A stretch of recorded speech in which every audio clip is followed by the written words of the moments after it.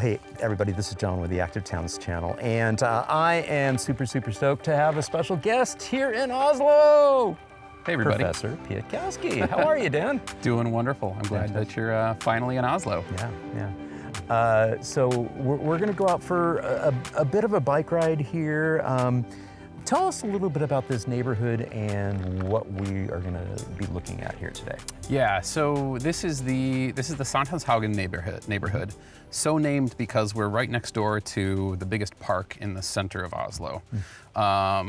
And this is probably one of the most sought after neighborhoods for, particularly for young families. Sort of to the east, it's kind of a little bit more party and nightlife. To the west, it's a little bit more expensive. So this kind of hits a lot of sweet spots for a lot of people. Yeah. It's also highly accessible to everything. Yeah. There's doctor's offices and hospitals, there's all the shopping, there's a bunch of schools nearby.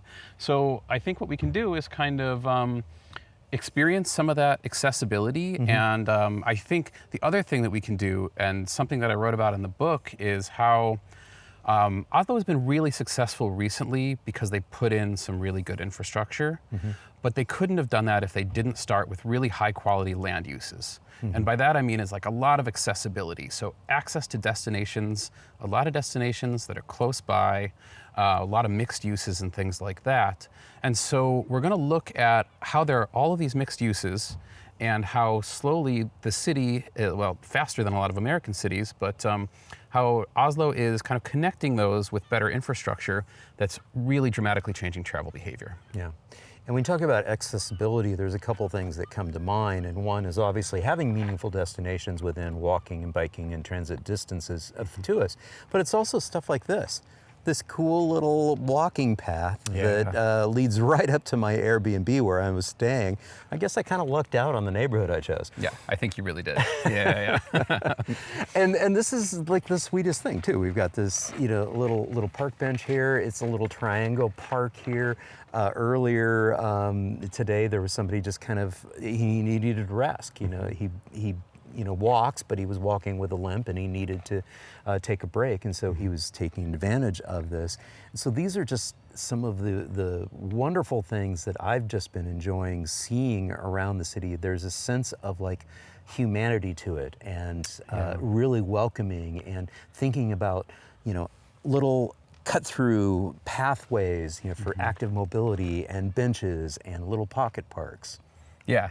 I think there's a very there's a real friendliness, I think, to Norwegian culture that maybe you hear about Norwegians being kind of closed off and stuff like that. But I think in terms of city design, there's a friendliness to it, particularly in so much as people really care about kids and kids' ability to be independent and experience the city and move about and do the things they need to do.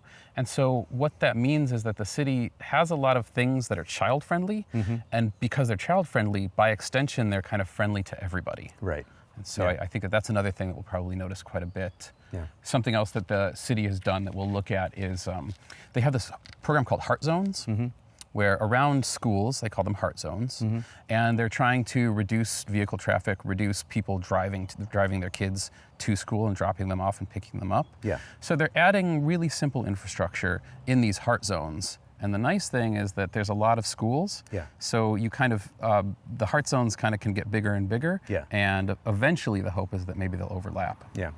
Now, today is actually the very first day of August. It happens to be at the tail end of holidays. We're not going to see a ton of kids out right now. A lot of families are out still vacationing. But we'll definitely pop over and check out some of the schools too. So. Yeah. One of the things that you mentioned too, you talked about land use, and we're kind of at a relatively quiet little street here. You've seen a couple cars come through. There's been some people walking and biking through this area. But one of the things that comes to mind is that for the most part, this is an older city, and the cars have basically been shoehorned into the city. And now we're kind of trying to reverse that process. So I just want to put that in as a bit of the context of it, in the sense that most of what we're going to see here today, we're probably not going to get into, brand new suburban construction that was built in the 2000s. We're still relatively historic in terms of neighborhoods that existed before the automobile. That's true. Yeah. Oslo, I think like a lot of older US cities, kind of was built before the car, then the car came in and they retrofitted to fit the car, then retrofitted to, are now trying to retrofit to become more people friendly.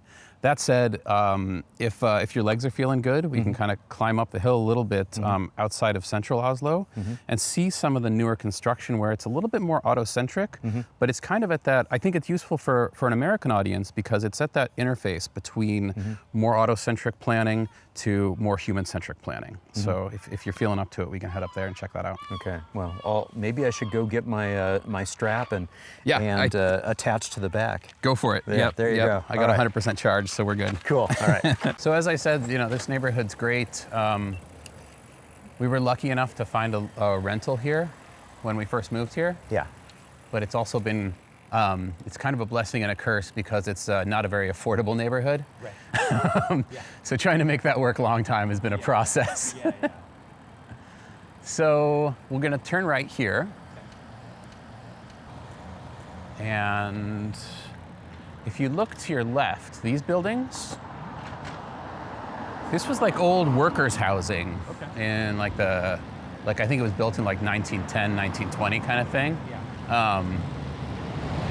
And since that time, it's become some of the most sought after family dwellings in town. Yeah. I was wondering what the history was on these. Yeah, so it's these guys here, and we'll ride into them. Let's turn left. I'll show you why they're so sought after. So, first off, it's just kind of a pretty apartment complex. But there's a lot more to it. So something you might notice about Oslo drivers is they don't tend to give you a ton of space. And they can be a little passive-aggressive sometimes, but because everybody has to drive so slow, it's a lot less dangerous than when that kind of behavior happens in the States. Yeah. So we'll turn left here.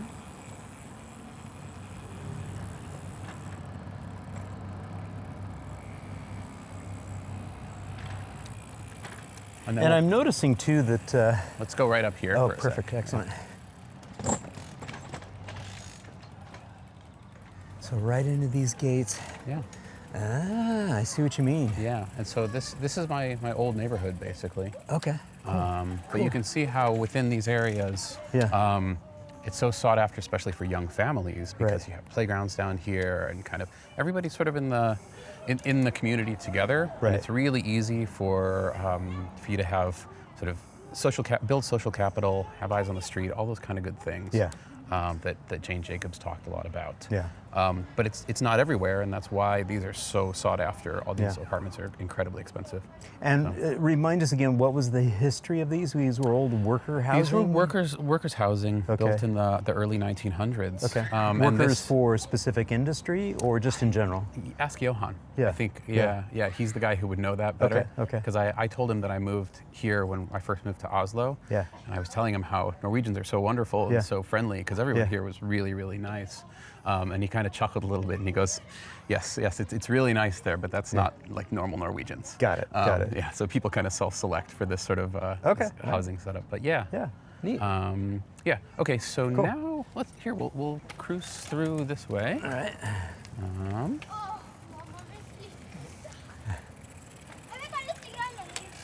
And then we'll go just around the circle up here. Cool. What I was going to mention about that bike lane that we were just on, and we'll see it later, but I noticed that it wasn't just painted red. It was actually laid down red asphalt that was in there. That's right. Is that something that the city has been doing for a while? I don't really know, actually. Let's go out here. Yeah. All the new infrastructure investments that I've been seeing since I lived here, so last 24 months, they all seem to have that. Yeah. I think Oslo is learning a lot in the process of getting better at doing bike infrastructure. Yeah. Yeah, because we look at this and we see that that's not actual paint. We're actually looking at a section of laid red asphalt that has been laid in there. And from a design perspective, that just is so brilliant because it's not paint. It doesn't flake off. Well, and it's also, going to be resilient. Yeah, and I mean, you know, like there's a lot of rain, a lot of snow, a lot of ice. Yeah. If this were paint, it would be so dangerous. Yeah. So when I mentioned the car-free livability program in Oslo, Yeah. this was one of the early streets to get a redesign. Ah, And so okay. this went from 6 lanes, 3 each way, Right. to 2 and 2 plus these big bike lanes. Okay. And of course, we're on the other side of the median here, just kind of creeping along. Yeah. But we've got a duplicate on that other side over there. Exactly. Although it looks like it's a slightly different treatment on the other side. It looks like It the is. bike lane is actually raised. Yeah, they have a grade separation on the other side, Yeah. which is great. Yeah. And so speaking of accessibility, so this is the kindergarten that my daughter went to. Okay. That was Very right nice. down the street from the apartments we were living in. And Yeah. there's another kindergarten a few blocks away and another after that. And Yeah. so there's sort of a resiliency to a lot of the land uses here in central Oslo, where you have a lot of small versions of things that in a lot of American cities would be one big box. Right. So one central school, instead of that, you have lots of small places. Yeah. Part of that is simply because there's a lot of small buildings and there aren't a lot of options to build a new big building somewhere. Right, right. So it's kind of grandfathered into some really high quality land uses. Yeah.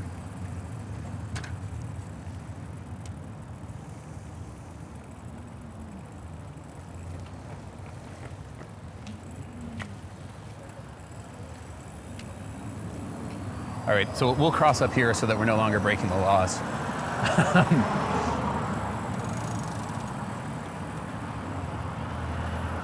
So you can see that here's the here comes the bus stop right there with the bike lane coming behind it.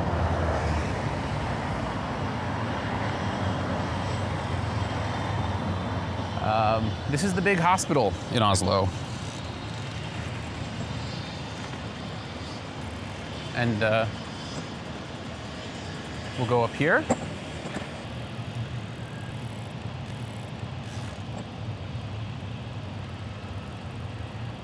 So I noticed that this has been part of that new scheme is to ensure that the articulation of the bike path around the transit stop there. Yeah. So I'm starting to see some of the newer stuff that we'll see later today. You can see some brand new ones going in. Yeah, that's wonderful. And like you mentioned earlier, we're up on a grade separated section now. Yeah, which is fantastic because it is a busy street. And it's high speed, especially for Oslo.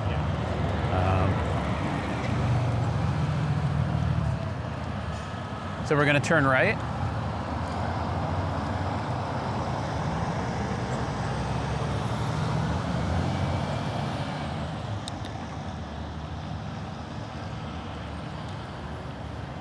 And so now what we'll do is go into a still relatively not new developments. These developments are interesting because they're really sought after, because they're sort of more space but still pretty highly accessible. Okay. And you know, you see this trend in cities everywhere, where if you can get the lowest density with the most access to destinations, that's the most expensive places, right? Yeah. Or the most sought after places, I should say. And so that's what we got up here, where you still have a lot of fantastic transit.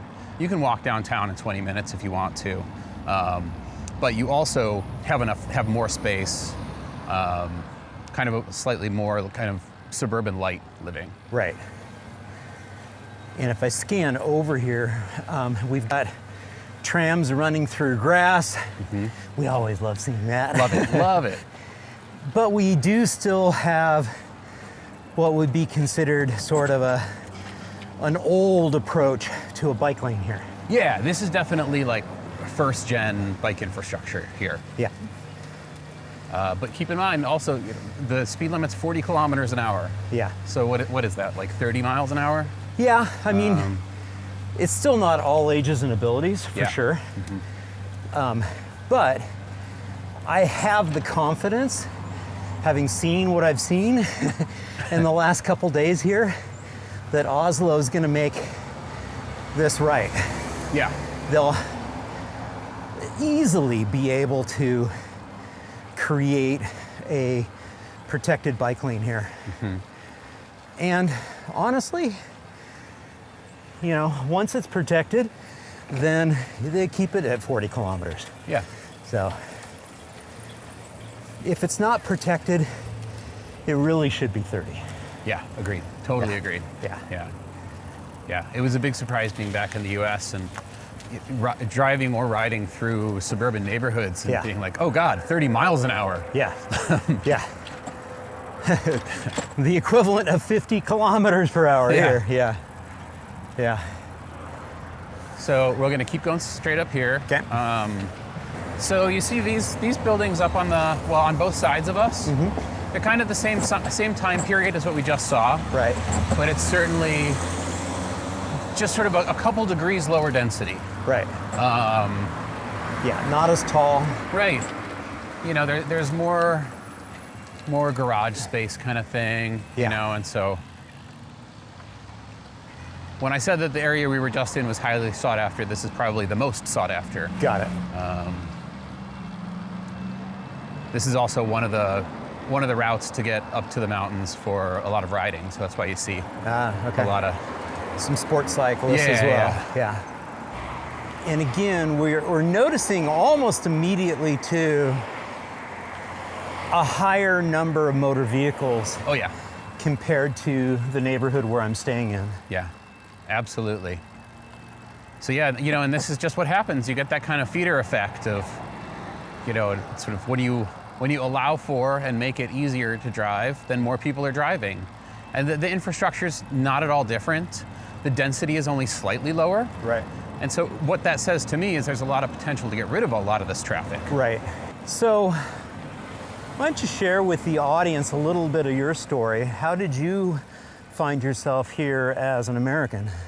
Yeah, so it started with, well, I've always been looking to Northern Europe, to Scandinavia, as a bike ped researcher in the US. And in recent years, I was getting more and more frustrated with essentially getting laughed out of DOT meetings. Yeah. Where just bicycling is not taken seriously as a mode of transportation, as a means to change cities, not any of those things. Yeah. So I more seriously started looking in like 2017, 2018. And when the job in Oslo came up, it ticked a lot of the boxes in the sense of it's a place that seemed familiar in some ways. And what I mean by that is, you know, I grew up in the kind of the desert Southwest and the Mountain West. I spent most of my life in Phoenix and in Denver. And these are places where they're growing cities that really value access to nature and are trying to kind of figure out how to do that. Oslo is in exactly the same situation. And I think that they're doing it in a much smarter way that we can learn a lot from. Right. Then kind of, you know, fast forward, and that was the impetus for writing the book, is once I got here and learned more about what was going on in Oslo and how much Oslo has changed in about the last 10 years. Right. Because Norway's always been a fairly car-dependent city car-dependent country compared to other European countries. Right. But the way that Oslo has changed in the last decade really inspired me to write Bicycle City. Yeah. And I think that it continues to inspire me. So now we're at a sort of a modern development. And this would be, where we just passed where that hospital was the, here, so we're gonna go around and then onto so keep going around, and then we'll go on this entrance here on the left, or to the right, sorry.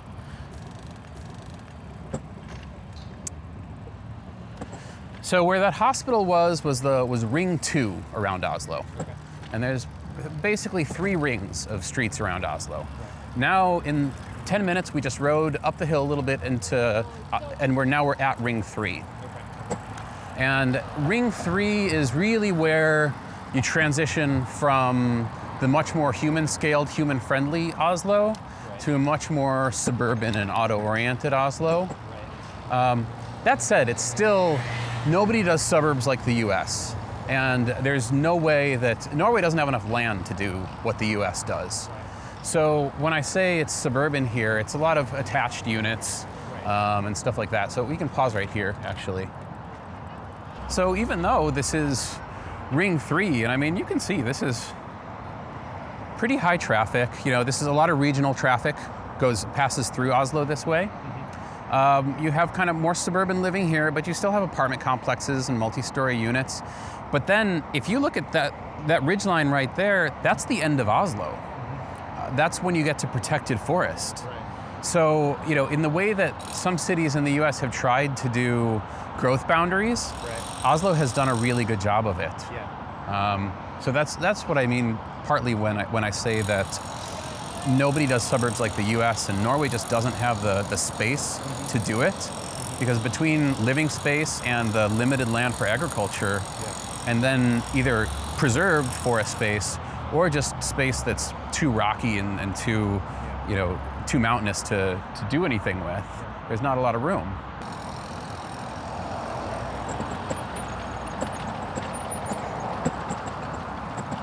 So Kariana can tell you more. She probably knows, but I believe Oslo started doing cargo bike credits. Oh, cool. Yeah. Very nice.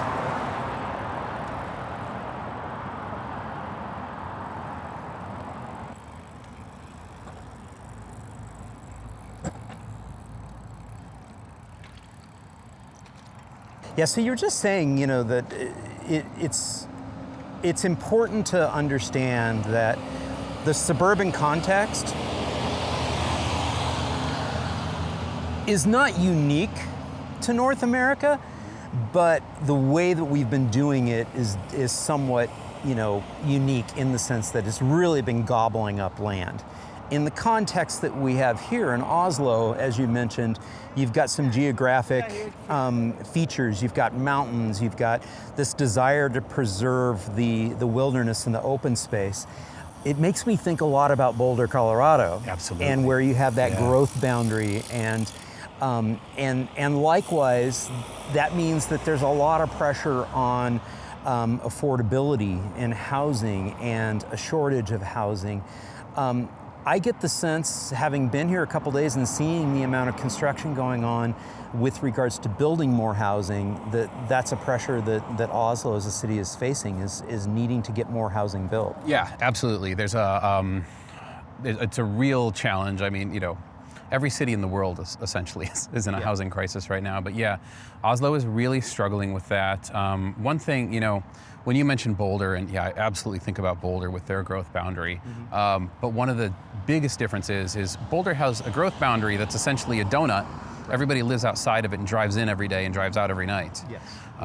Here, that happens a little bit less so. I mean, certainly a lot of people commute in because it is a lot cheaper to live in the suburbs.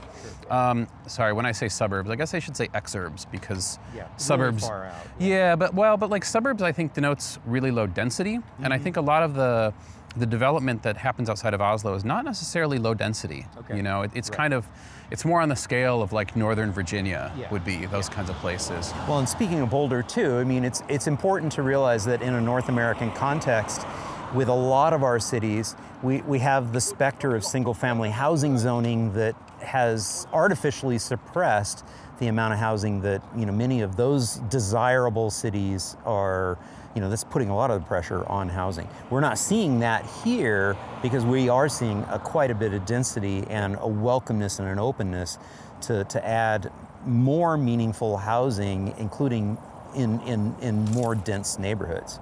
Yeah, and it's so interesting because it's, you know, there's never a simple story. It's a lot of things that work together to make it happen. You know, dwelling units in Norway are just smaller than in the U.S., significantly so. So people are more used to that. The other thing I was mentioning about Boulder is, like, you know, you can commute in here easily, but when you do it by train, and you do it along the rail lines and stuff like that. Right. Oslo has made it difficult to do so and expensive to do so by car, and that's a good thing. So yeah. Interesting.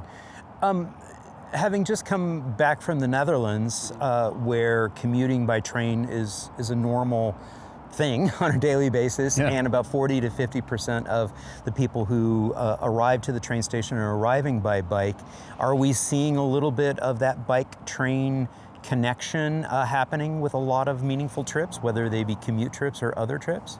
I'll be honest with you, I don't know. Yeah. Yeah, you know, because I don't do a train commute, Yeah. I don't see that. You don't see it on a daily basis. Yeah. And I didn't really notice, I saw a fair amount of bikes parked around the central station, but I haven't heard any massive stories about big, huge, bike parking garages at train stations like we see in Utrecht and Amsterdam and Yeah. stuff like that. There's some like underground bike parking and stuff like that for Okay, sure. yeah. But it's nothing on the scale of what the Netherlands are doing, you know. Yeah. Hopefully someday. Yeah. Yeah. Now, earlier you talked a little bit about the fact that Norway is in comparison to many other of the European countries, it's a little bit more car centric and a little bit more car dependent.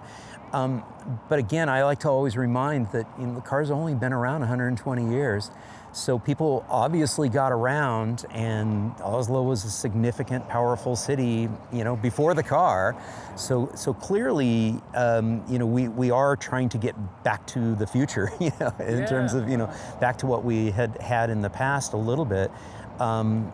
It sounds like there's growing pains in some of those moves, but what would you say is like the secret or sweet spot that the city of Oslo has had, and perhaps even the country of Norway has had, in trying to address that challenge of trying to move away from car dependency?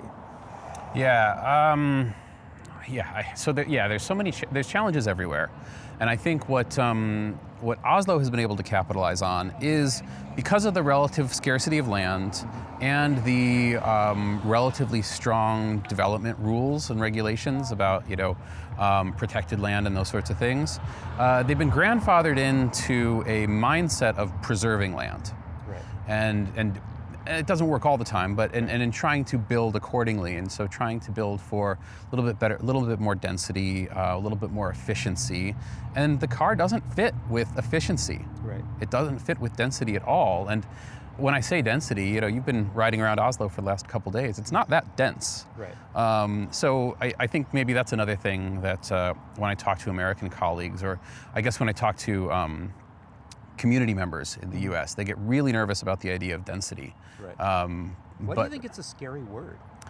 I think What's it's the image? yeah. I think it's been sort of weaponized, and I think a lot of it kind of it goes back to frankly, like a lot of the redlining and a lot of the kind of the very racist ideas about urban versus suburban places. Yeah. So in the U.S., you could trace that back decades, and a lot of it can be traced to racism, and sort of that anti-urban sentiment can be.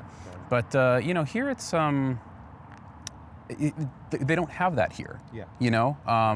And the idea of density here also is 2, 3, 4, maybe 5 stories. Sure. And so that's like Paris density at the most, Yeah. And so it's really, but it's still, you have those efficient land uses. Right. So if you put the infrastructure in place to make it safe and enjoyable to ride a bike or to walk or to take transit, people use it because it's just better. Yeah. Now, we just saw, a mom go by with, a long tail e-cargo bike, making her way up this hill. This hill, which happens to be a bridge, and a very, very important bike ped connector. I think that this is the type of infrastructure that is incredibly important to point out for other car-centric cities, is that, this is how you can, get beyond those barriers that exist when we've got, massive roadways and all that. You just make the investment to do a creative bridge, and it is a creative bridge. It's almost like a Y when you get up there. Yeah. And I'll be honest, I'm not wild about doing big, expensive overpasses for bikes and peds. But that said, I also realize that when I say, let's get rid of this major street, people don't agree with me. Right. So it's a compromise. It's an expensive compromise, but it also works, just as you've noticed, the number of families going over this bridge every single day. And that is because there's a huge shopping center right there. Right. But it's helpful to know that shopping center also has a parking garage underneath, but it only gives you an hour of free parking if you buy stuff there. Right. So a lot of people will just walk or ride bikes or whatever to get to it. Yeah. So. Yeah. And like I Fantastic. said, this is pretty car-centric. Right. You know, this is car-centric Oslo. Yeah. And then we're going to head back down into more human-scaled Oslo. Right. Yeah, yeah. The other cool thing, if you go 10 more minutes, it's the hardest part of this bike ride because it's the steepest, but 10 more minutes gets you to all the lakes and rivers that feed Oslo. Wow, yeah. And I mean, literally, you know, the water supply for Oslo. Yeah. But it's also recreation areas. Yeah. And all the transit goes there. Right. And the bike paths go there. So it's really common, and my family and I do this too, where you load up your cargo bike with picnic stuff and go and swim in the lake and spend an afternoon out there. And it's a grand total of 15, 20 minutes on the bike to get to. Yeah, yeah. Now I see the transit running up there. Does the transit run to the up to the edge of the recreation areas as well? It goes right there. And Fantastic. So all summer you've got people going up there with like beach blankets and stuff like that, and all winter you've got people going up there with cross-country skis. I love it. Yeah. Cool.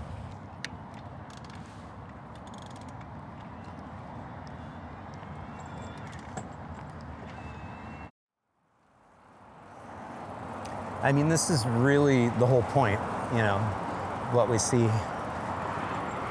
right here, right now, is that we really have to build in our cities, all ages and all abilities, facilities to encourage and, you know, advanced mobility options late into life. Yeah. Well, yeah, and that's the thing, like I was saying, if you build places for kids, you're going to, by default, be building places for older adults. Yeah. And so, you know, I don't know that much about Oslo's policies towards aging infrastructure and what they're putting in on the ground, but by making places that are good for kids, they're doing so for most people. Yeah.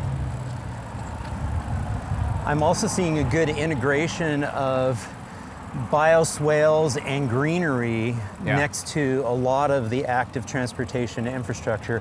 Very, very encouraging to see. Is this a relatively new thing, or do you know if it's been happening for years? No, honestly. Yeah. So we're going to come out here and go right. Okay. But watch for the cars coming off this roundabout. Okay. So yeah, I'd love to talk to a landscape architect for Oslo and find out. Yeah. You know. So here's some bike parking. This is right at transit. Oh yeah. Because there's the T-Bahn station right here. Right, right.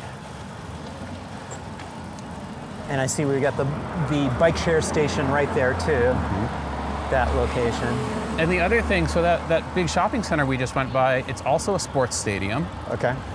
So you have all of these overlapping land uses that get most of their foot traffic at different times. Right. And that's how you do resilient and efficient places. Right. So something that's interesting, people talk about how there's better and worse neighborhoods. I don't really see it here because I'm not from here and I don't pick up on a lot of the cues that people are looking for. Yeah. But when it comes to basic accessibility, high rent versus low rent, it's kind of more about the housing stock than it is about accessibility. Okay. Which I think is a big, an important lesson. Right. So we're going to kind of curve through here. I wanted to reflect on this particular square that we have right here with this parking and this little cut through that we did. And what's funny is this is a beautiful building. I'm not sure what the history of this building is, but you see outdoor cafes and you see the people are just flocking to this space, and sort of the cognitive disconnect is they're basically looking out onto a parking lot. Yeah. Yeah. Behind you is a little bit of like it looks like a fountain area, a water feature that's not in operation, a building that is being remodeled and getting a new roof. I saw yesterday in the downtown area, the Old Town area, some of the historic city plaza areas that had previously been car parking and have now been turned over into pedestrianized areas and people-oriented areas. So I just wanted to pause and reflect on what we're looking at here right now. Yeah, we're looking at a great opportunity. Yeah. That's what we're looking at. Yeah. I do wish that I knew the history of this area.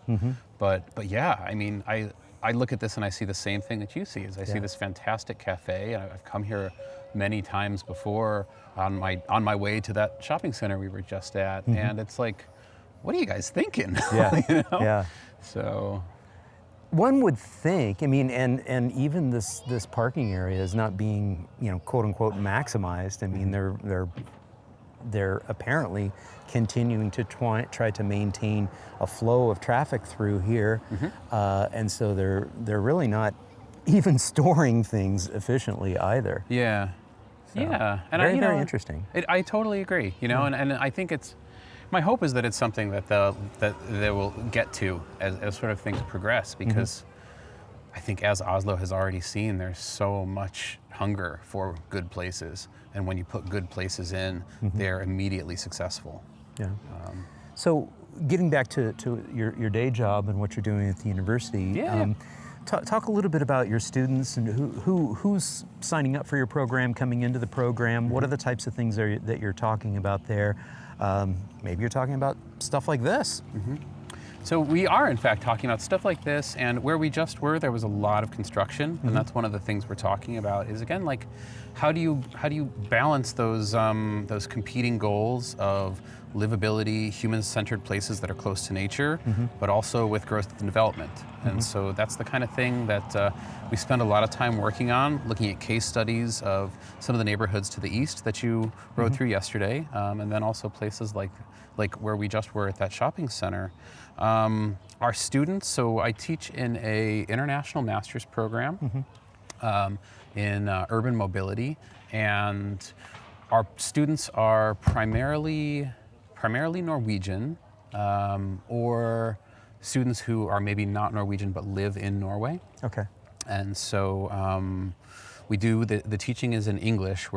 Because we're international. It's myself. One of my colleagues is from China. Another from Austria. Another is Swedish. Okay. So we kind of have this really cool, super international group. Yeah. And with that, we're also really international in terms of, or interdisciplinary in terms of what we do. So we have traffic engineers, we have architects, computer scientists, urban designers, and put all that together, and we get to do really exciting stuff.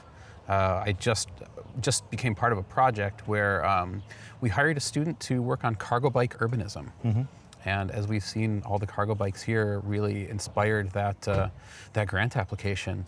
And in particular, thinking about cargo bikes and bicycles in general as a means to an end for making cities into the 15-minute cities that we want them to be. Right. Making them into places that are bikeable, but more importantly, walkable. Right. Because I think that's another thing that I've learned over the years of working in bike advocacy and bike research, is that bicycles are a really important tool for changing cities. Right. But sometimes that gets lost in just talking about making places better for bikes. Correct. But the reality is a lot of people are never going to ride a bike, and that's totally fine. Yeah. But that also means that then we can focus on how bikes can make cities better for everyone.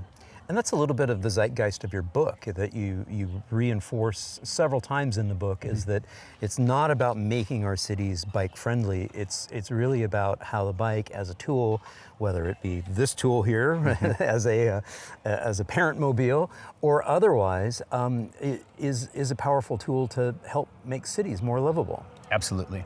Yeah, absolutely. And that's everything from the traffic calming effects to the economic effects of having places that, if it's easy to get to by bike, they're going to be more successful, and then they're going to become more walkable. Yeah. Yeah, fantastic. And we saw it earlier on the bridge. We're seeing it right here, right now, with a person in a mobility scooter. And I think that's one of the things, the proxies that I always try to talk about when I talk about creating an all ages and abilities cycling network. I'm really, when I think of cycling, I think of all mobility devices that are rolling along with wheels that may have an electric assist, it may have an electric powered wheelchair like that one there. But that's what we're talking about. That's why I really like to use the word or the phrase all ages and all abilities. Because it really encompasses what we're talking about. And you were talking about that earlier, is if you make your city a kid-friendly city, it's going to be good for everybody else too. And that's really that spirit of all ages and abilities.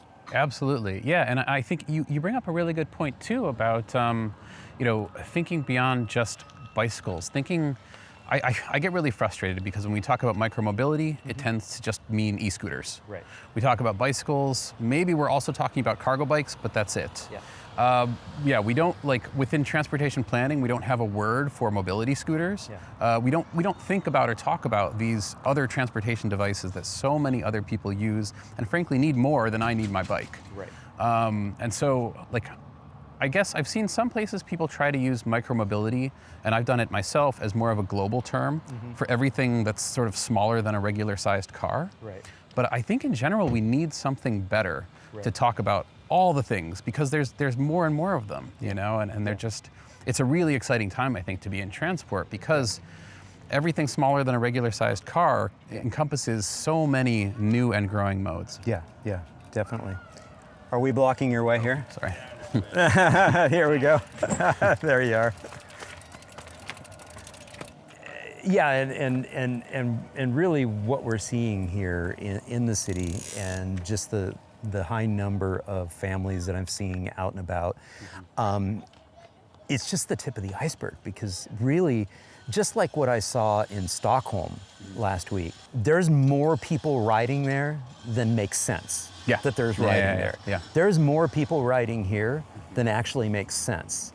Yeah. Based on truly safe and inviting environments. Like for instance, no more than basically color of paint or color of pavement leading up to the lake. Yeah. Yeah, exactly. That should be in all ages and abilities, physically separated, away from the transit line that's running up there, for it to really be at that high level. And I think that I know the answer to this, but what do you think the reason for the pent-up demand is for more active mobility options and being able to roll and stroll regardless of your rolling device? Yeah. Well, first off, it's a beautiful day in Oslo, and Oslo does not get too many of those. Yeah. So I think that helps. Yeah. But I also think that it's just a better way to get around. Yeah. And people know that, and especially here in Norway, it's really expensive to own a car. It's really expensive to drive a car. If you've sunk in those costs, then you're going to do it more. Right. But if you sunk in those costs, you probably don't live in an accessible neighborhood. Right. So I think even if you have a bare minimum level of accessibility, then you're going to search for other options because they're just better. Yeah. Cool. Okay, let's keep rolling. All right. That was a good pause to talk this pavement, and hopefully this will be a success story. In a couple years, you'll send me a note saying, "Hey, here's the before and after." Yeah. Well, and so to be honest, I wonder, these attached units here. There's probably 6 or 8 units in these. Yeah. But all those probably go for $2 million each. Yeah. These are. It's incredibly expensive up here. Yeah. And incredibly sought after. Yeah. But I don't know if maybe some of the reason it's not become more bike friendly is because people also want to be able to drive in and out of here. Yeah. And I think that. And once it's a habit of even driving for a short distance, that's just a habit. Yeah, and whether or not that's the case here, which again, I don't know. Yeah. But I think that a real problem that we have to watch out for in cities everywhere is subsidizing lifestyles or subsidizing driving in bike ped friendly places. Right. Because it makes them more unaffordable than they already frequently are. Right. And it tends to just make people feel better about not actually changing their carbon footprint. Right. I think that is a really, really good point, is that it's a little bit of going back to friction and how you establish habits. And if we are trying to establish healthier mobility option habits, we want to make sure that we've limited the number of friction points for that to happen. We want to see it easy to be able to roll and stroll to more of our destinations. Yeah, absolutely, and then likewise with that, we want to make sure that there's some friction points for the behavior you're trying to limit. Right.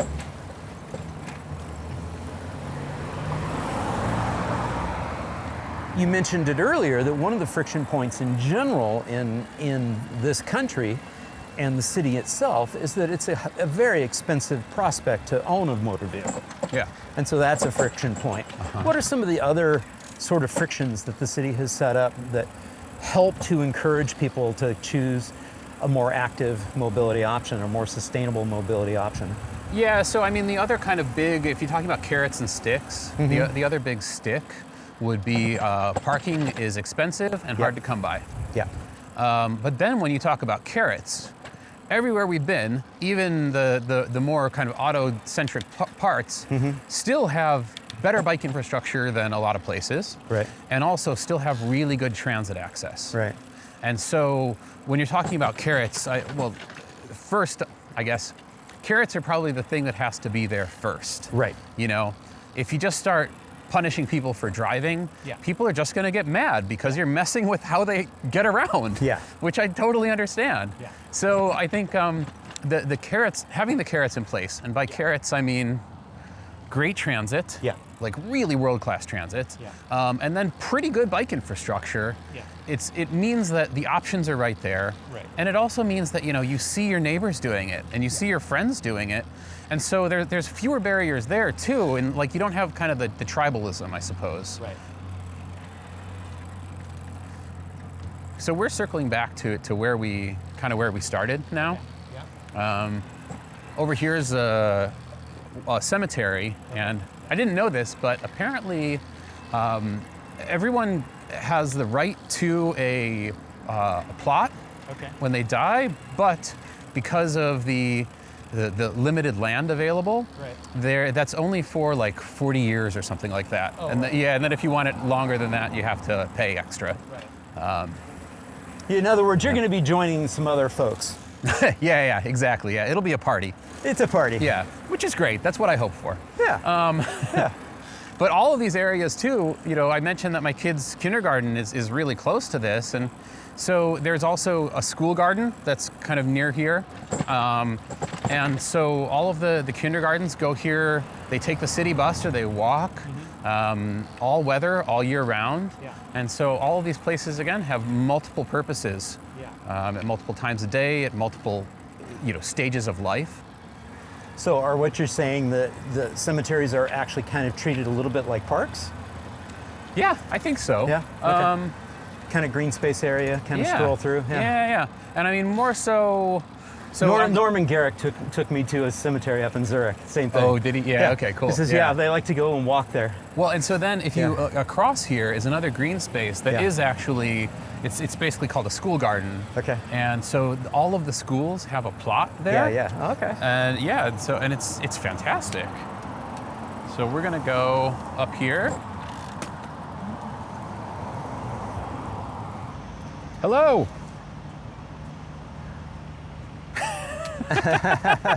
Is that your crew? Yep, that's them. All right, cool.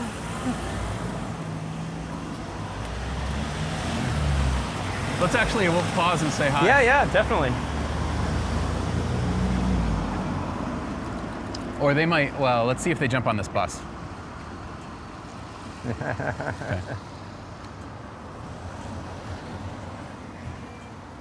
All right. Hey. Hello. Bye. Bye. Bye, dude. Nice meeting you. Bye. All right. Okay, let's position ourselves back out in the appropriate spot here. All right.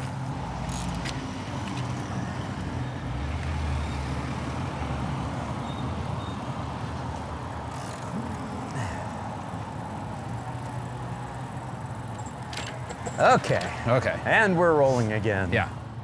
So this is basically back where we started. And now we will head down towards the center of Oslo. And this is kind of the main drag to get down there. And this is an interesting street because it's a pretty high volume commuter street. And so again, they're trying to balance what to do because you have lots of young families right here, and they all need to go straight down this street as well to get to school and work. And so they're doing this really lengthy retrofit of the street, and it's been a little bit contentious in Norwegian media.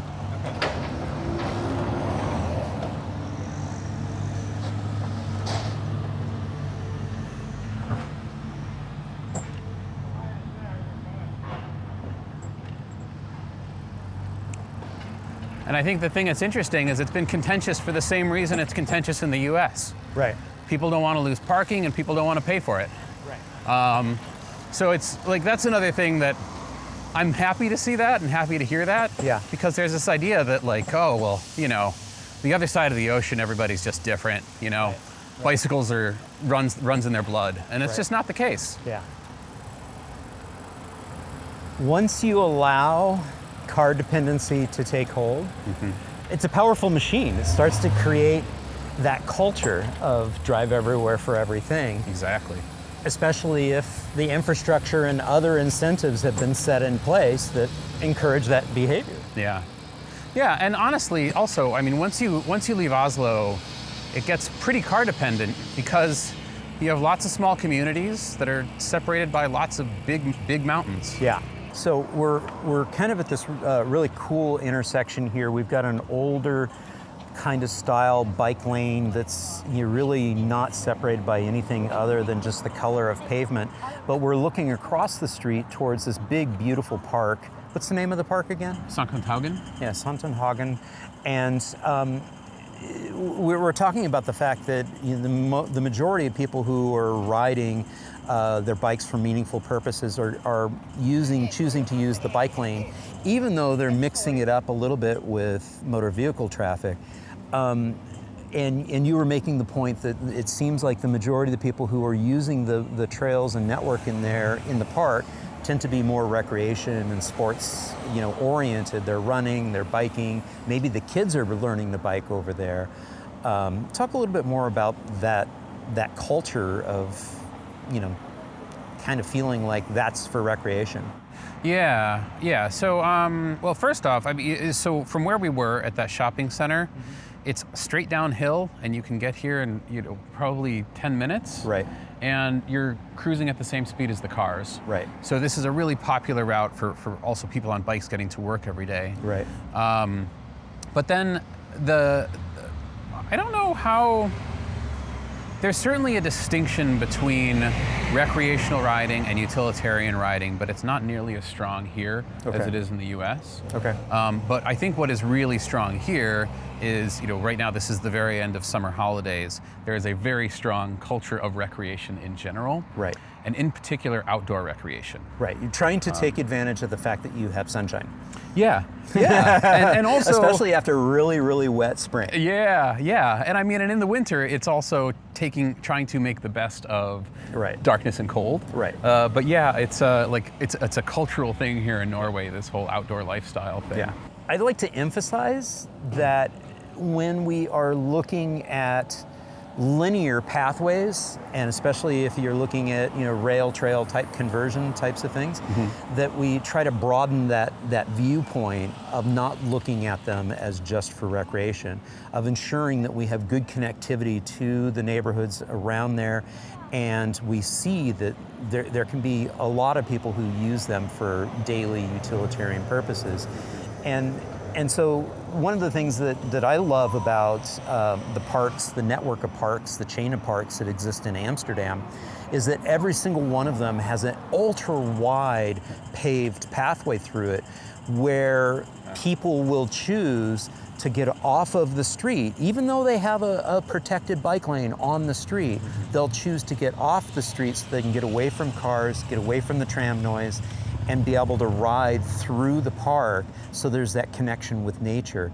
And so I try to emphasize with cities to say, don't just limit your parks to recreational trails. Assume that you can create some parallel routes that can be a nice escape from duking it out with motor vehicle traffic. Yeah, absolutely.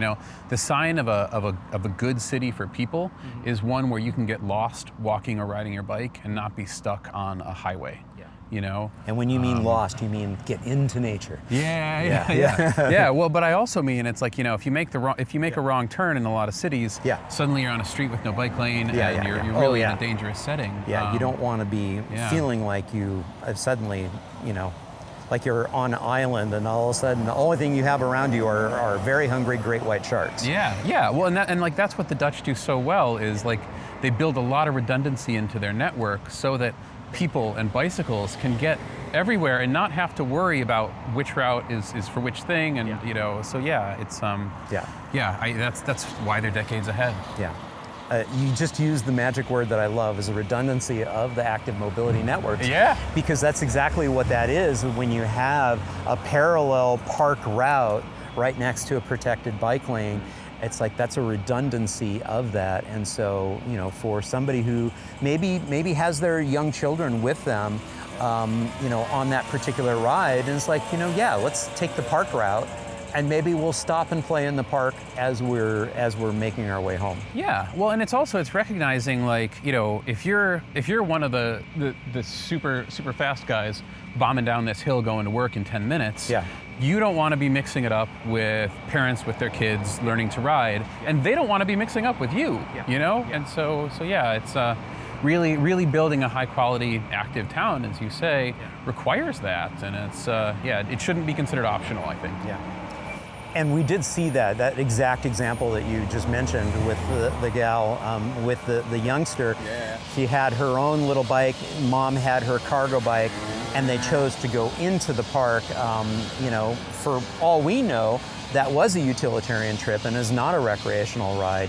But they're choosing a safer, more inviting, all ages and abilities route versus what we have here. Exactly. So there's a story to what we're going to see in a little bit. So we're going to roll down this particular bike lane and get down to an intersection down below. Yeah. Well, and keep in mind, this entire street that we've just ridden down, including this intersection, it's kind of rolling improvements that they've been working on over the last 6 months or a year. But in fact, glad you mentioned that. Yeah, literally, they're working on it right now, right behind us here. Good point taken. Mm-hmm. Cool. All right. All right.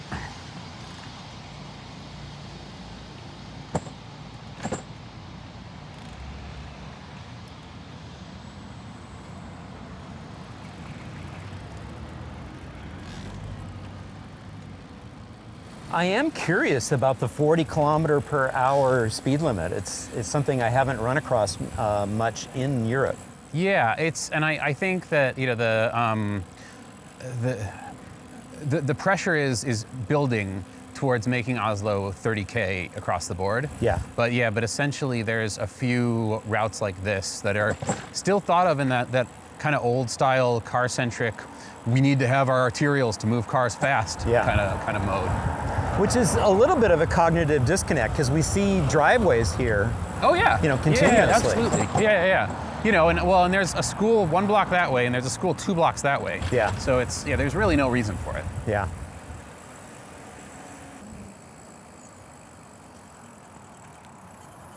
But I like that you're starting to get more of this kind of thing. You know.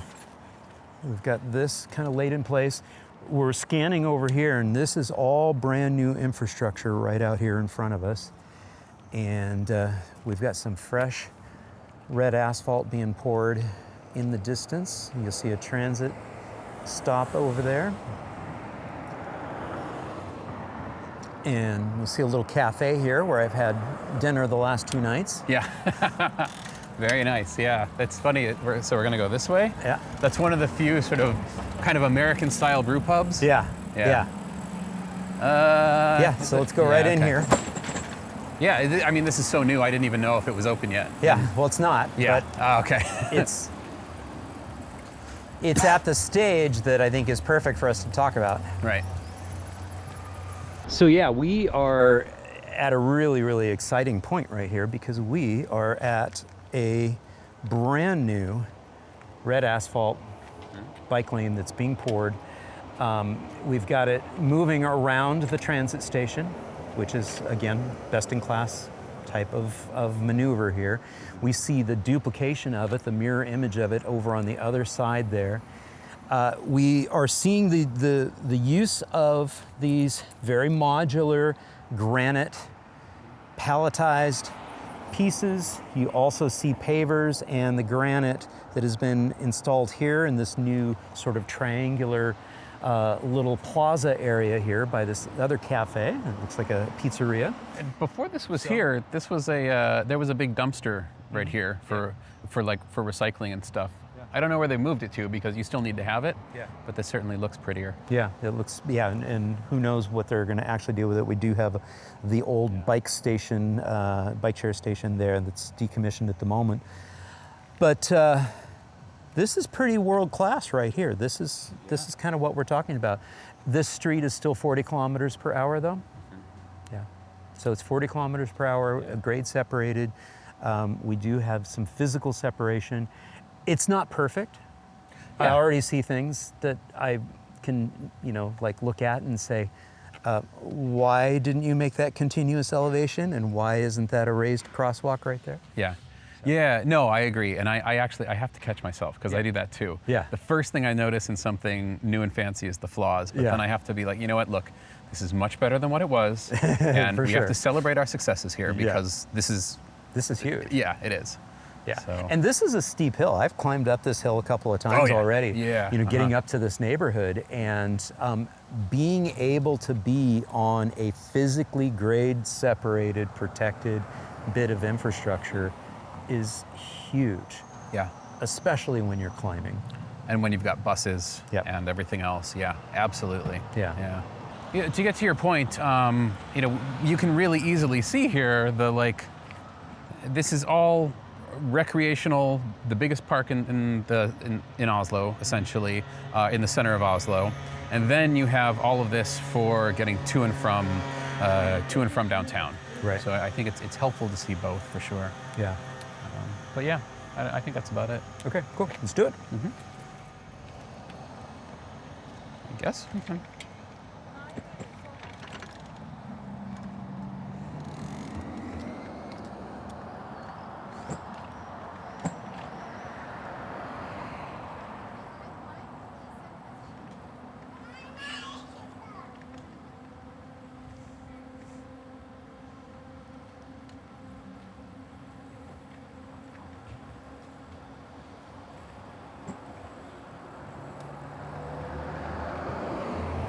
Let me see how comfortable it is being next to you here. Yeah. Yeah, it's not quite wide enough, but maybe it is. So I think that it's like bare minimum of the new design standards for widths. I think so. Right now. It's you've got your bigger cargo bike. I've got my Brompton here. It probably could be just a little bit wider, smidge wider. Right. I think we could have gotten another 6 inches out of that travel lane. Yeah. But we're able to be side by side, and I think that that's an incredibly important factor because sometimes parents are going to want to ride next to their child. Sometimes somebody's going to have a cargo bike that's a wider cargo bike. Side by side and grade separated are really, an absolute must. Okay, so up here is where there was that fatality. Okay. Okay.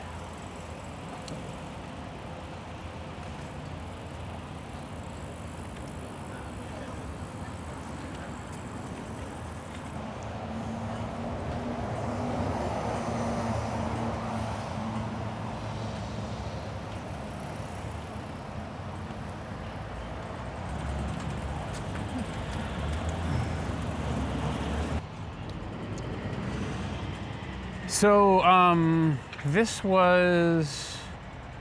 moved here in January, and in April, I was walking from my office, which is right over there, to pick up my daughter, which is right down there. And I came to this intersection, and I saw a truck had just stopped as it was turning right, and I saw a couple people right over here around the front wheel of the truck. The truck had just hit and run over someone who was on their bicycle over here. And so the crowd was just starting to form and people were calling emergency services. And the woman that was hit she died within just a few minutes. And it was a really awful awful thing in so many different ways. And I wrote about it in the book, and it's kind of hard to talk about, honestly. Yeah. But it got me obviously very upset for the person and her family and everything else. But also thinking about how when I had moved to Oslo, one of the first things that I read about urban planning or transportation planning in Oslo was that Oslo had achieved Vision Zero in 2019. And then to see this happen was really upsetting on a professional level, beyond all of the myriad, honestly more important ways that it was also upsetting. Yeah.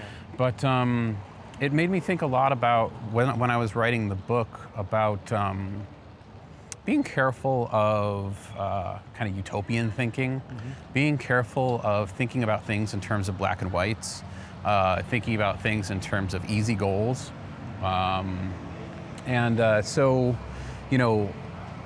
So it changed how I've thought as an urban planner, and it's changed the degree to which I think about what cities are doing as being this perfect place or whatever. The other thing, though, that was sort of helpful for me to do is I talked to my friend Anina Hartman, who you should speak to, who's a bike ped planner here in Oslo. She told me about the process of what happens when there's a fatality. Because I've been in the cycling world for a couple decades, and this is definitely not the first bike ped fatality this is the first one that I've seen, been witness to, but it's not the first one where I've lost people that I know. And I think most people in the cycling world in the US have done the same. And what's really depressing is typically then nothing changes. Right.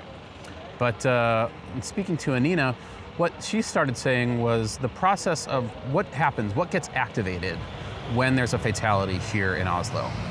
And so that was really important to see, because one of the things that happened is there was already this redesign in process, but there was a complete report done by the police and by the road authority, and then those reports, looking at the various factors, focusing mostly on design factors, contributed to this fatality and how the road could be changed to reduce the possibility of that ever happening again. And that's something that it's not part of the system in the US, and it needs to be if we're ever going to have safe streets. But also just that evidence-based approach needs to be there in everything we do.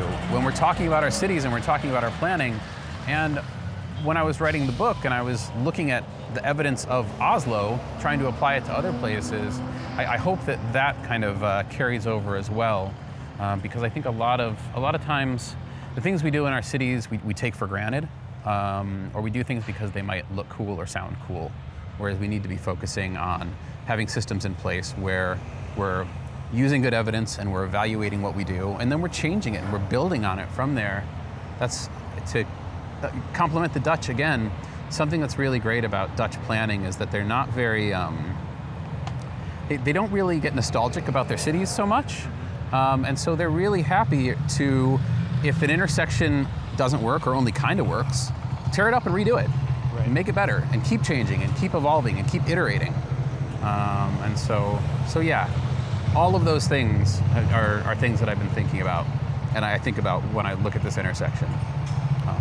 And the intersection that we're looking at right now is not the intersection that happened, or that was in place when the fatality happened. That's right. It was a very different intersection.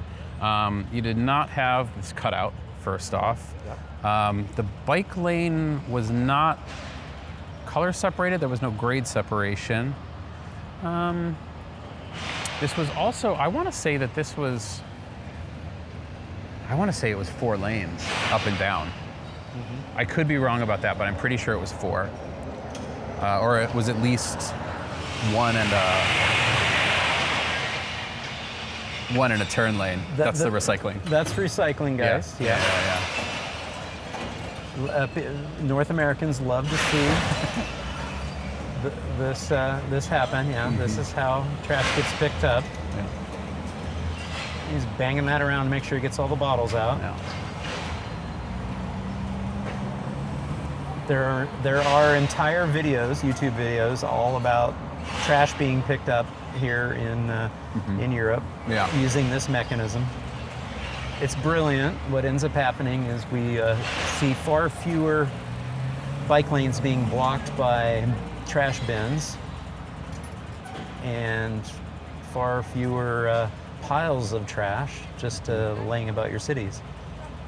So, Yeah. as you were so rudely interrupted by the okay. glass recycler there, one of the things I was going to ask you is this all looks like new curb here. It must be all new curb lines. So this is now a much shorter crossing distance than what existed before. That's right.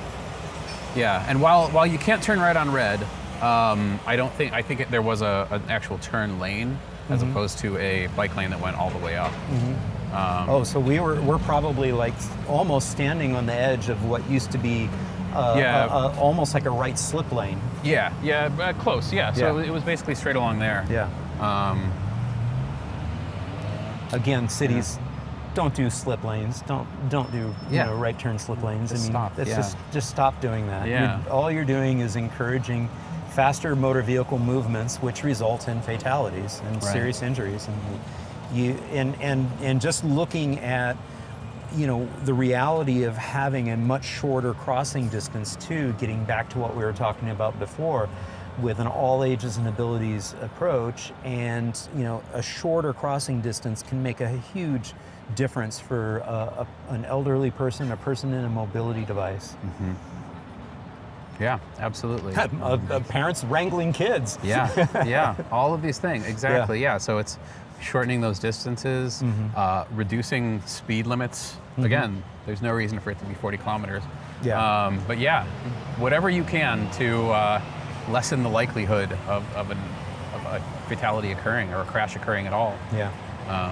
And I think really getting back to what your point was in the book, and the point that you were making just a moment ago, is the fact that there is a system in place, a process in place to really deconstruct and look at the design features that are in play there versus just automatically defaulting towards blaming either victim and or driver. Exactly. It really is a process of taking a good hard look at the built environment and saying, what can we do to make this the safest possible? Yeah, and so so our friend Wes Marshall taught me that crashes are they're not a glitch, they're not a bug, they're built into the system in the U.S. and they shouldn't be. And so instead of saying that, it sucks that somebody died and probably the driver wasn't paying attention or probably something was going on with the cyclist, instead of blaming the individuals, looking at it from a systems approach, that's the way forward. Yeah. So I love these mail trucks. Yeah, the little mail truck. The postal delivery person. They're great. Well, it's a great thing to bring up, because we've seen a long line of larger trucks and delivery trucks rolling through here. And so for cities, this is the future, is having more cargo bikes and more micro-mobility logistics, cargo logistics machines, so that we can decrease the number of large, especially internal combustion engine trucks on our streets. They're just completely incompatible with cities. They're incompatible with people walking, biking, rolling in wheelchairs and mobility devices, little kids in the street. Those big machines are, really don't have a place in cities. Yeah, exactly. And there's no reason that we shouldn't talk about these things in the same breath as we talk about cargo bikes. Right. I don't think we necessarily do, but we really have to. Yeah. Because yeah, they're all related. They're all going to serve the same purpose of making our cities more livable, for sure. Yeah, absolutely. And we see some people making their way across a newly designed, shorter distance there. As you can see, this intersection still is terrible, you know? Yeah. Yeah. So yeah, I think what we'll do is we'll cross and then get on the road. Okay. It's like a big arterial that Oslo hasn't quite dealt with. Yeah. Because it's bad the whole length of it, unfortunately. Right.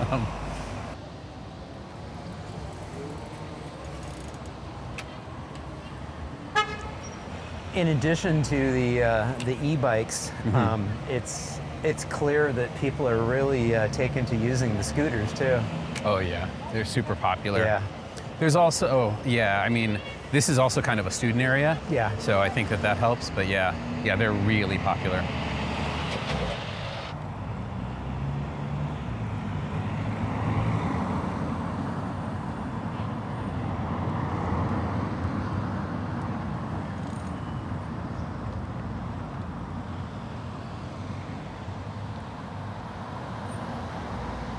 So this always cracks me up when, you know, when a car passes you and then hits their brakes. Yeah. That happens all the time here. Yeah. So we're gonna turn left at this intersection right here. Just follow this white car.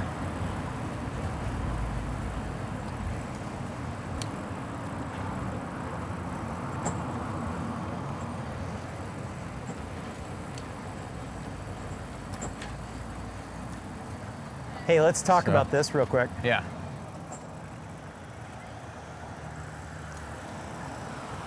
So we're just rolling down. We're going to a sculpture park, a park that has a whole bunch of sculptures, and I saw this little treatment right here. I've been seeing this all around town. Talk a little bit about the spirit of, you know, creating these modal filters and, you know, trying to create some permeability for people walking and biking in the city.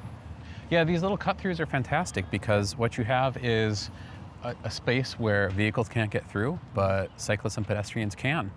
And that it has the dual effect of making the streets safer because you have less cars flying through, especially flying through what are pretty complicated intersections. Right. So you get that out of the way, Yeah. but then you also increase the access to destinations for people walking on their bikes. And I either walk or ride my bike here every Monday through Friday because school's that way and my office is right there. So Got it.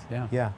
And I particularly wanted to talk about this intersection in the sense that this is also a great example of a raised intersection, raised crossing, and it's all been done quick build. And I can tell that it's been done quick build because you can scan over and you can see that they used some modular equipment and then they did a little sort of a ramped up little asphalt treatment there, and we're able to, you know, really do this. I mean, kudos to the city of raised intersection, modal filter. Yeah, bravo. I mean, I do have notes. Do you have notes? Yeah, of course. Well, you know, I'm an academic. The first thing I notice is the flaws, and you know. But I mean, for the listening or for the viewing audience, the only note that I would be is, you notice how that they do have the red asphalt over there for the bikes, you know, there, and then they give up on the center section of it. If you really want to send a clear message to drivers that they're, you know, on a different space, on this raised, you know, intersection crossing, is, you know, don't be afraid to use that treatment, that color.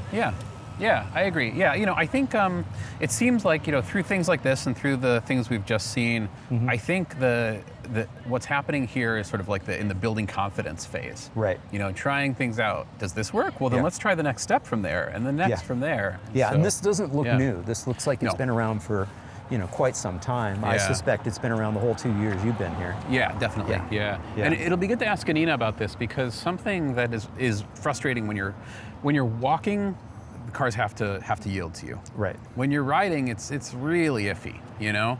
And so I don't actually know what the law is on that. I should. But that's something that, like, crossing this, it's kind of a daily struggle. Yeah. So Yeah. Cool. Okay. Yeah. Let's keep rolling. yep. And so actually we'll go up here. Yeah. And we're gonna ride by this. So we'll go up here and head up to our left. Okay. And that is the soccer stadium. Cool. Well, it's funny. We're seeing the two of the Oslo soccer stadiums for whatever reason. Sorry, football. Yes.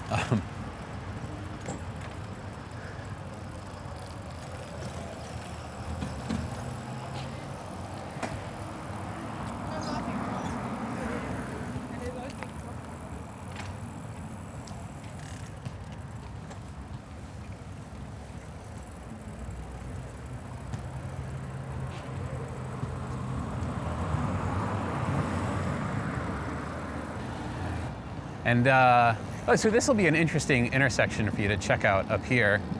There's so you get this sidewalk cafe that comes out when the weather is nice. Yeah. And then you've got a kind of a pretty busy roundabout intersection. With the tram running through it. Uh-huh.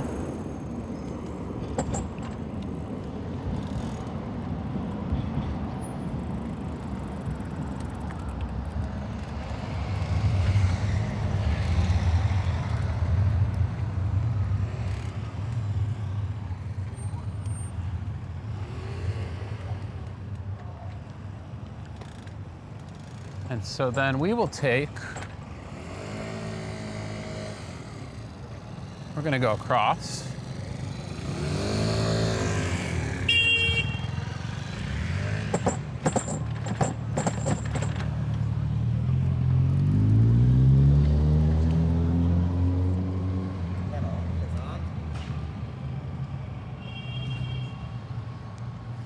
I could stay all day there. Yeah, I know. So one thing that I think Oslo does, they do a lot of asphalt, and I think it's because it's, one of the claims I've heard is for sound. Okay. The other, I'm assuming it's probably just because it's cheap, but it's really a bummer, because I don't think, I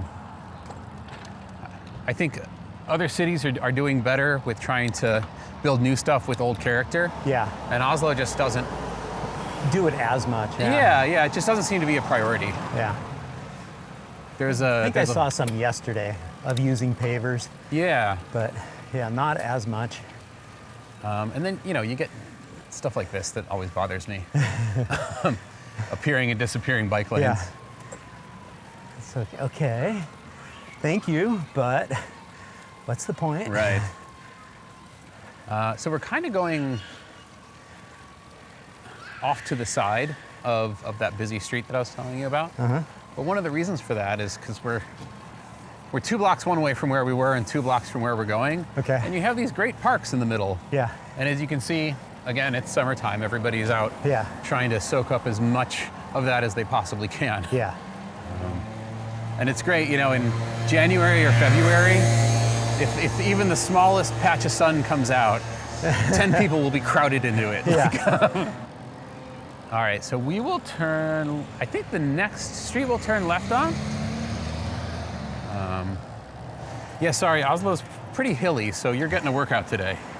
Well. Yeah. Okay. So you said the magic word. Yeah. So you hear it all the time and say, "Oh, that's great for the Dutch, but Yeah, we'll turn left. we can't do that in our city." Fill in the blank. We've got hills. Yeah. We've got heat. We've got cold. We've got snow. You happen to be riding a magical device Yeah. called a bicycle with an electric assist.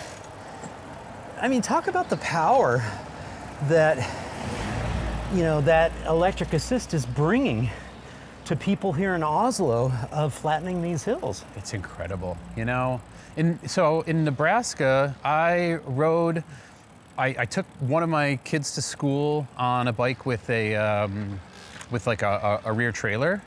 And Nebraska's, Lincoln's pretty flat, but even just the small ups and downs just killed me every single day over and over.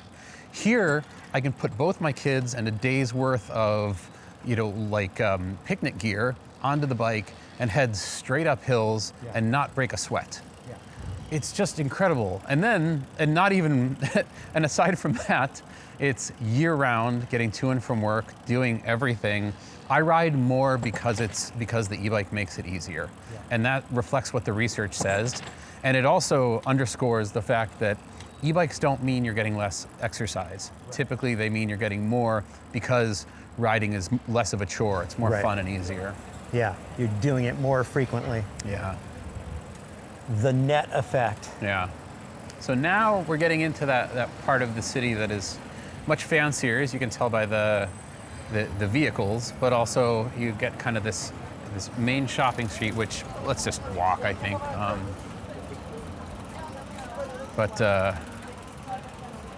Actually, I don't even know if it's so crowded. It might be easier if we get back on the bike. So, but I thought it would be good to see it anyway. So what we'll do is we'll go down here to this really busy intersection. We'll hang a left and we'll go to the sculpture park. Okay. We might as well just walk it. We've got a little gap. Yeah. So they built these up for the light rail. Yeah. Or the tram. The tram, yeah. What's funny is we might actually see my family again. Oh yeah. There's a shoe store over here. Yeah. We'll tell the girls they're earning their SAG card. That's exactly right.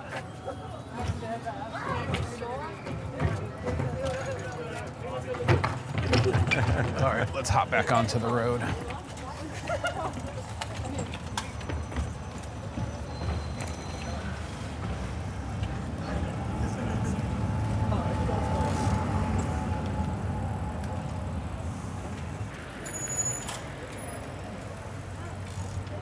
So we're gonna do the soft left here. Okay. There's nothing, it's really funny how it's such a busy shopping street, but it's like, you know, a lot of fancy shopping and stuff. So you'll see like a Ferrari stuck in traffic. Yeah. And, you know, like pass it on your cargo bike. Yeah. So the sculpture park we're going to, it's called Emergence Park. And it's this Norwegian sculptor who is, you know, probably like the most famous, I suppose. Yeah. It's impressive. It's a lot. And it also, he was really popular because he typified this, the Norwegian like outdoor lifestyle kind of thing. So it's like it's kind of socialist looking. Yeah. It's a lot of nudity. It's pretty funny. Maybe don't put that in the podcast, but.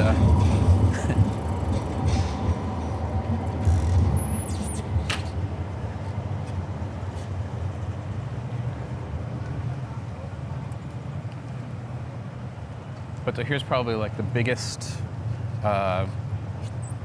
subway station. And this is the one that like you can get on that regular local train, and it'll go straight up into the mountains. Okay. And so yeah, every winter afternoon at about 5:30 or 6 p.m. Yeah. people with skis are all just lining up and going straight to the train station. Yeah.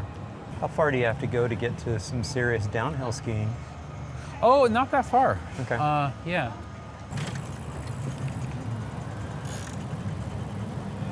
So the same place that I like to go for cross country, Yeah. there's also downhill. And Okay. Yeah, and I mean by public transit, it takes about a half hour to get there. Amazing. It's incredible. Yeah.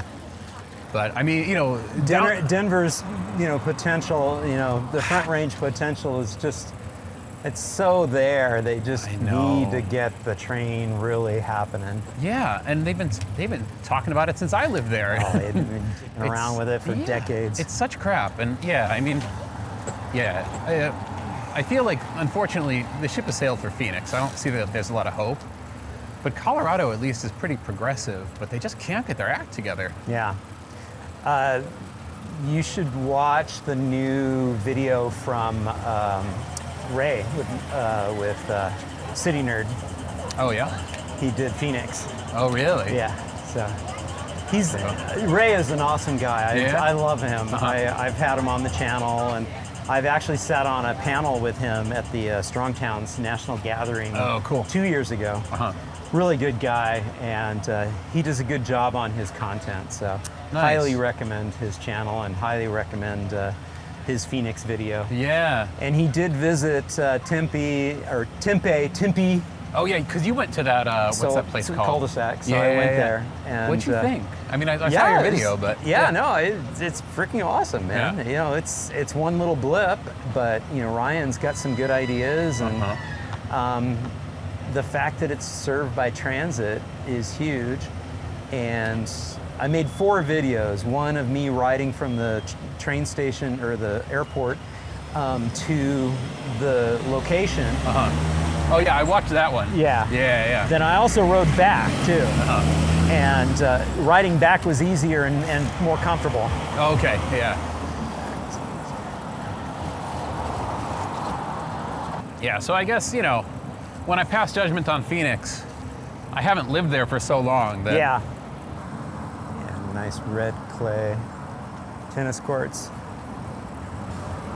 Trams on grass.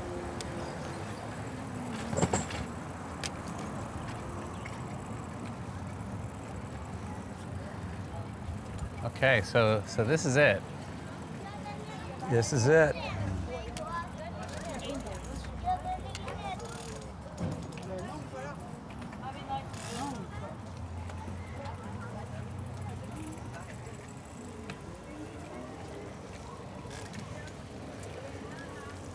So once you pass through this park, then you get your Oslo card.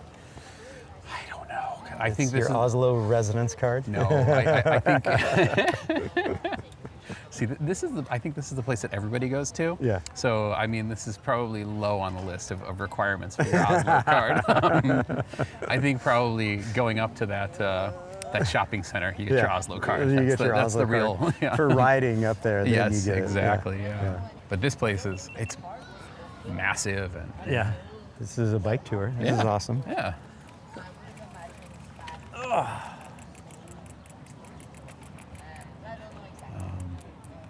And it's a huge park too. Like it stretches all over. So, yeah.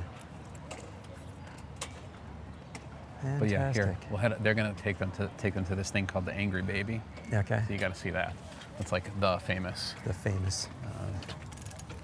Yeah. I hope they don't mind if we just low key follow along on the back of there.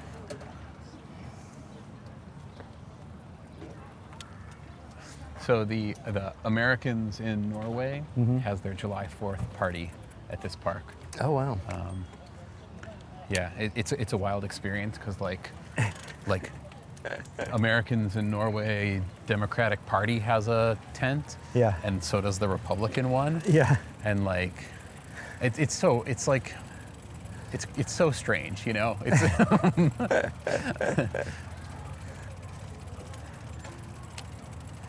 like it's cool because like they had batting cages, and so my kids were just like, whoa, you know. But then it was like there was a big police presence and stuff, and so yeah.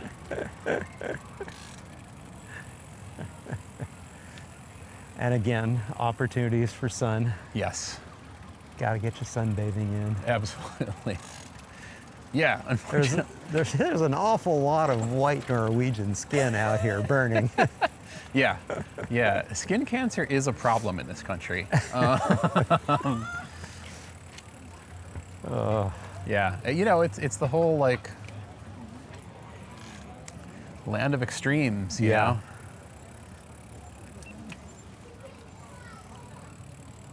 And here we are. This is the sculptures, the sculpture gardens, the famous.